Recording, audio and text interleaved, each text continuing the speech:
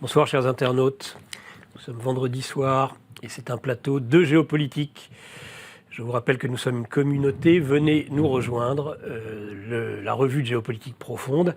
Celle-ci c'est la 18e, c'est novembre, et celle que vous voyez en incrustation, la 19e, celle de décembre.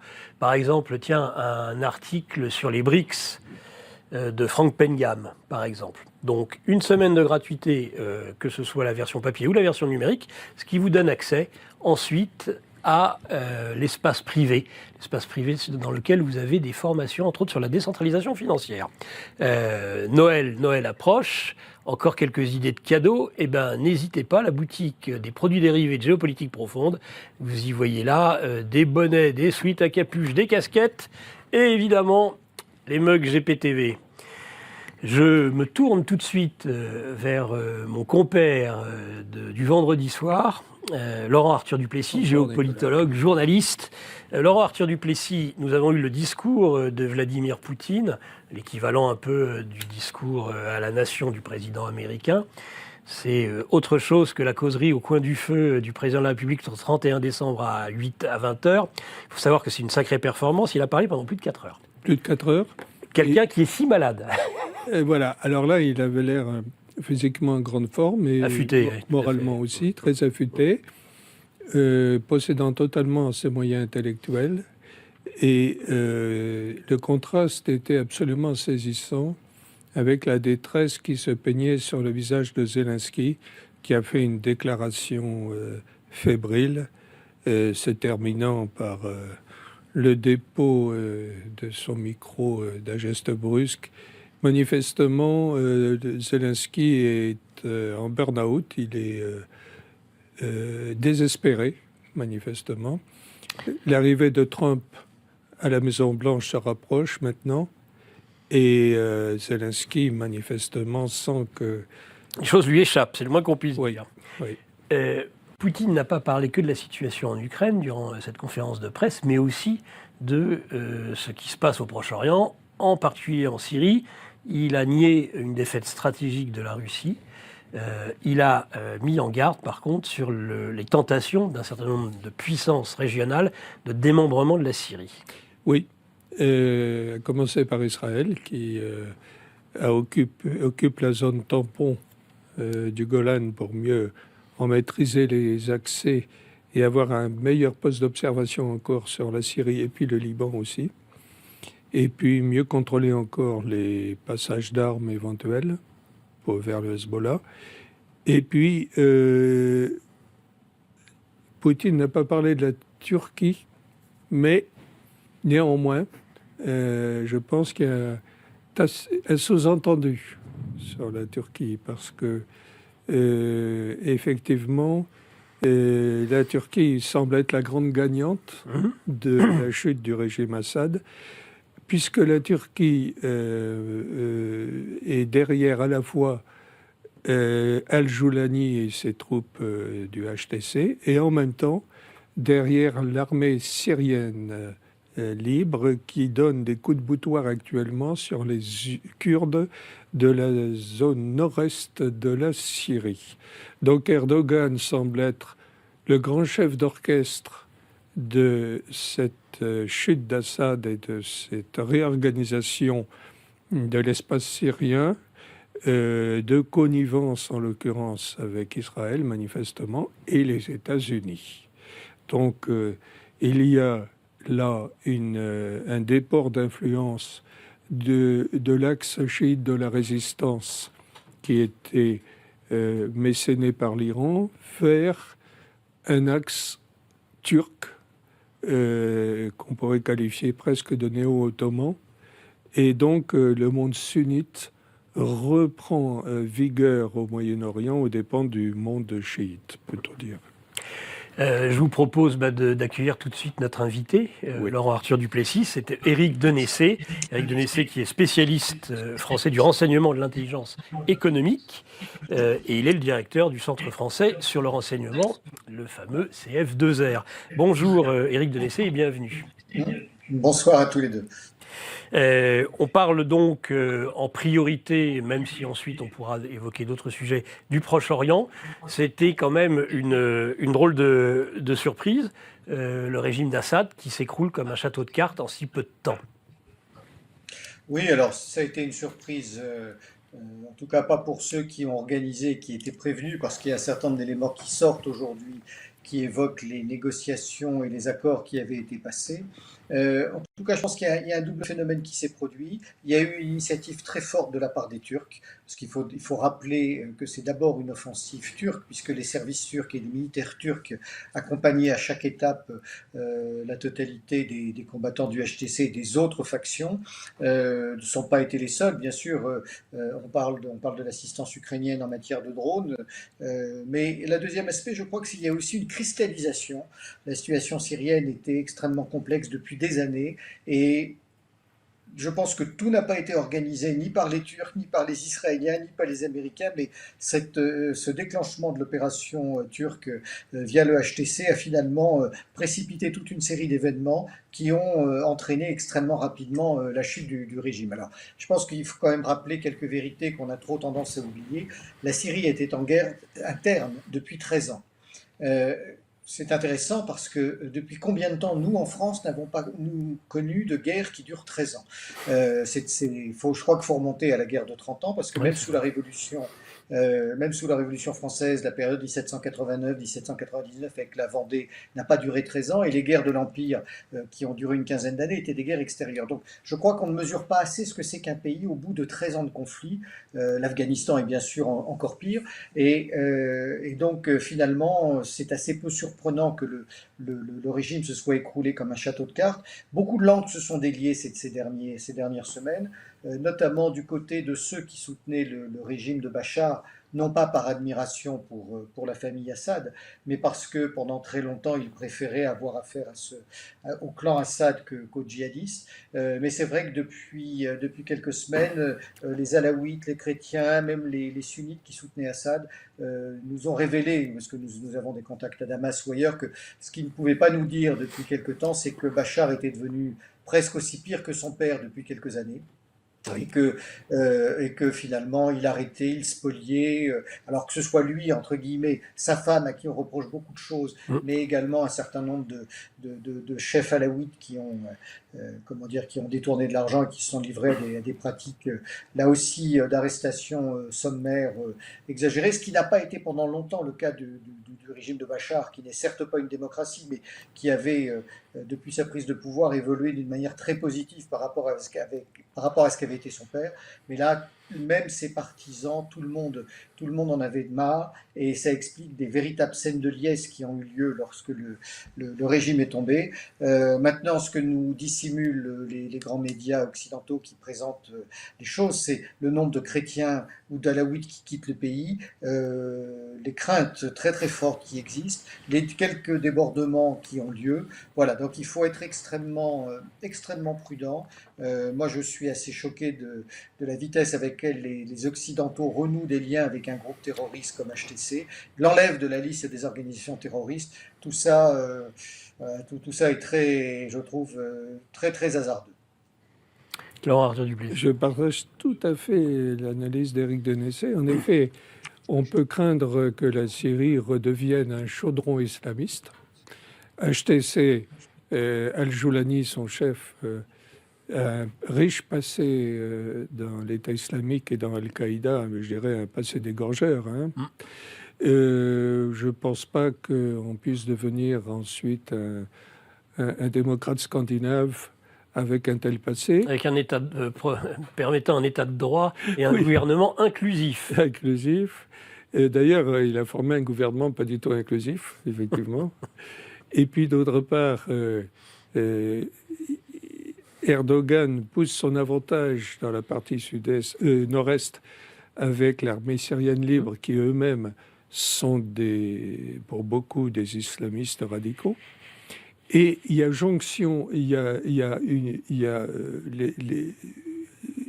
deux armées joignent leurs efforts, celle de Joulani et celle de l'armée syrienne libre, pour s'en prendre aux malheureux Kurdes, qui sont apparemment une fois de plus les sacrifiés de la région, puisque ils vont de plus en plus apparemment faire les frais de ce déport de centre de gravité du monde chiite vers le monde sunnite. Ils étaient en réalité les grands artisans, ils avaient été les grands artisans terrestres de la victoire contre l'État islamique. Les Kurdes, ils avaient payé un très lourd tribut dans les combats terrestres et ils en sont décidément bien mal récompensés.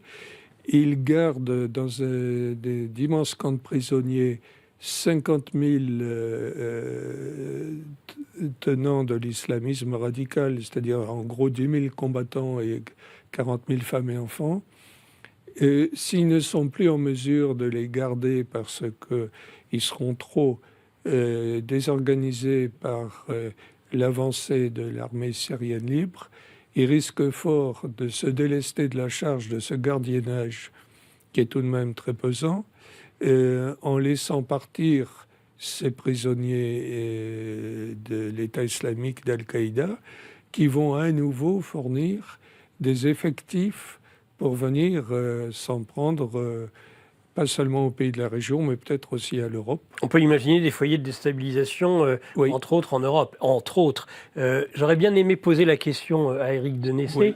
de savoir quelle perspective à court et moyen terme peut-on imaginer pour la Syrie. Écoutez, encore une fois, je vais vous dire, je crois qu'il faut être très prudent, parce qu'on est dans une situation, la pièce de monnaie est sur la tranche, elle peut tomber d'un côté ou de l'autre. Parce que c'est vrai quand même que la prise des grandes villes syriennes et de Damas par le HTC, mais qui n'est que la partie immergée de l'iceberg d'une trentaine de groupes terroristes islamistes encadrés par les Turcs, s'est bien passé. Ça n'avait pas été le cas quand l'État islamiste a pris le pouvoir. Ça devait, voilà, que ce soit en Irak principalement ou même en Afghanistan, quand les talibans sont revenus au pouvoir, les choses se sont passées de manière beaucoup moins encadrée. Probablement que les Turcs y sont pour beaucoup. Donc, à partir de là, est-ce que la Turquie va réussir à verrouiller encore pendant quelques temps, peut-être quelques semaines, peut-être quelques mois, ce groupe, en donnant l'impression qu'effectivement il est prêt à changer sa politique, ou qu'il a déjà changé sa politique? J'avoue que je suis extrêmement réservé. Je rappelle quand même un élément que vient d'évoquer Laurent Arthur Duplessis. Le HTC et les autres groupes, parce qu'il n'y a pas que le HTC, sont des terroristes issus d'Al-Qaïda et de Daesh. Oui. Ils ont dépassé des gorgeurs, ils ont fait des milliers de victimes, voire des dizaines de milliers de victimes dans le cadre de la guerre civile en Syrie, mais auparavant dans le cadre de leur lutte contre l'Irak. Et si je fais un parallèle avec un second groupe terroriste qui est le Hamas a fait 1200 morts le 7 octobre en Israël, dont 800 civils et 400 membres des forces de l'ordre. On renoue immédiatement avec HTC alors que le Hamas est toujours sur la liste des organisations terroristes. Alors, je considère que les deux doivent être sur la liste des organisations terroristes. Mais cette différence de traitement avec le HTC, qui en réalité a fait une quantité de victimes assez incroyable, ce qui n'exonère en rien ce qui s'est passé, bien sûr, le 7 octobre, c'est quand même un petit peu se moquer de l'opinion. Alors, on a vu une ambassade de France se réouvrir très rapidement. Ça veut dire deux choses. D'un côté, moi j'y suis favorable parce que le fait d'avoir une ambassade quelque part permet d'y avoir entre autres des officiers de renseignement, de discuter avec les individus et de voir ce qui se passe sur place. Donc c'est indispensable. De l'autre, c'est aller très très vite et c'est légitime ce nouveau entre guillemets gouvernement. C'est un gouvernement islamiste parce qu'on voit que toutes les grandes décisions, toutes les grandes prises de parole de Giuliani se font dans la mosquée des Omeyyades. Donc c'est quand même un signal fort. Un politique laïque ne ferait pas ces déclarations dans les mosquées. Les informations qui nous arrivent de Damas, c'est que pour l'instant, ça à peu près bien dans les grandes villes, mais qu'il y a quand même des dérives. On les voit passer dans les cages d'escalier, dans les immeubles, pour savoir qui est chrétien, qui est kurde, qui est alawite, qui a été avec le régime. En même temps, c'est un petit peu normal, on est en situation de guerre civile, donc la volonté de régler les comptes est assez forte. Mais j'ai envie de dire, on a pour l'instant le couvercle sur un chaudron qui pourrait exploser, ce qu'il ne faut pas souhaiter pour la population syrienne qui est extrêmement touchée depuis 13 ans de guerre. L'autre élément qu'il faut avoir à l'esprit, c'est que on appelle au retour des réfugiés syriens dans leur pays. C'est notamment ce que veulent les Turcs qui veulent se débarrasser de ces millions de réfugiés syriens qu'ils ont sur leur sol.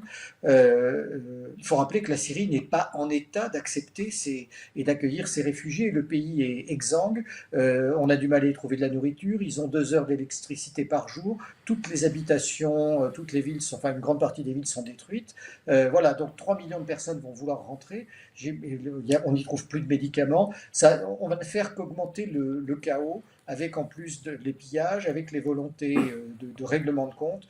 Voilà, c'est ça qui est aussi préoccupant finalement que les divisions entre les différents groupes. Il faut rappeler que l'État islamique se frotte les mains en ce moment, même s'il est sous les frappes américaines, parce que plus HTC fait preuve on va dire, d'ouverture, en parlant de son gouvernement inclusif, plus il s'éloigne de l'islam radical, et plus c'est de nouveau une manière de renforcer l'État islamique qui va probablement essayer de récupérer une partie des combattants qui avaient suivi Al-Joulani et sa coalition.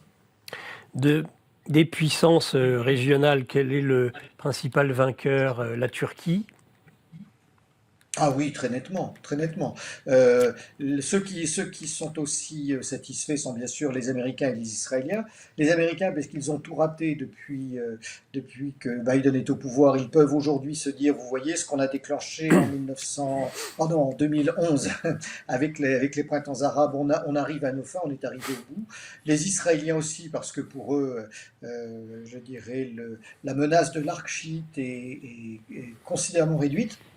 Ils ne voulaient pas véritablement la chute de Bachar, qui en tant que tel n'était pas un danger pour l'État hébreu. Ce qu'ils voulaient, c'est bien sûr totalement affaiblir le front Syrie, Hezbollah, Iran.